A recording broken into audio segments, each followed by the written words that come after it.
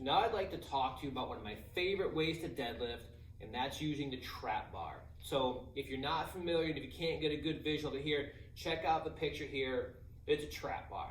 Okay, so you basically step into the thing. The nice thing about this, compared to the straight bar, which will be the next video we're going to talk about, is that it allows your hands to stay in a much more, your hands and your shoulders in a more of a neutral position, which is nice. So the one downside, if you will, to the trap bar, because of its shape and because you can step inside it, is that people tend to squat the weight up. Okay, so with deadlifting, it's primarily a hip motion with a little bit of knee bend. But in the bottom position, you should be looking towards the floor. Okay, so if I bend down here, right, I'm gonna be lifting from this position here. Right, so this is a deadlift position. If I squat, it's this way. So my chest is up more.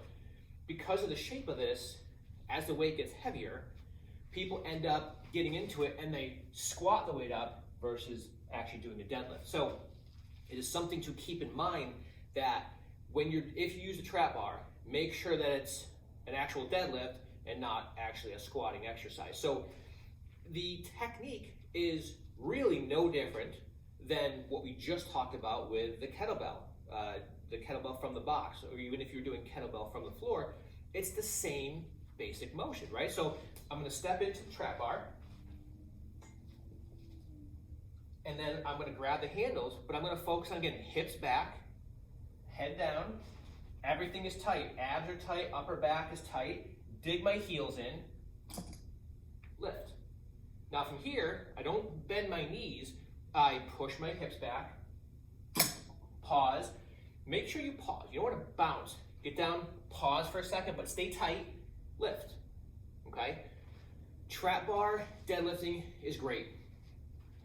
For most of my clients who have had low back pain, who kind of want something a little bit more than the kettlebells, we'll go from the kettlebell taps to the kettlebell lift to the trap bar deadlift. Now, so again, some people, I have progressed people who still don't lift from the floor. So check out this picture here.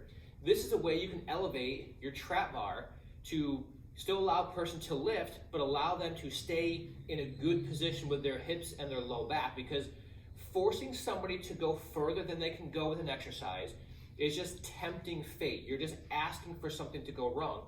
And there's nothing wrong with, in the picture, I had a couple of 4-inch steps I flipped upside down, set the bar in that, the person can lift, they can lift without pain, and we can slowly progress that weight up there. Because when we take the steps away, you can watch the low back start to kind of move a little bit. And for somebody who has chronic low back pain, there's no reason to do that. There's no rule, there's anyone that says you can't lift from a slightly elevated position. So if you're having back pain and you've progressed from the kettlebells and you want to move on to the trap bar, it's okay to throw something underneath the trap bar to elevate it just a little bit to allow you to kind of progress the overall deadlifting technique while keeping your pain low or zero.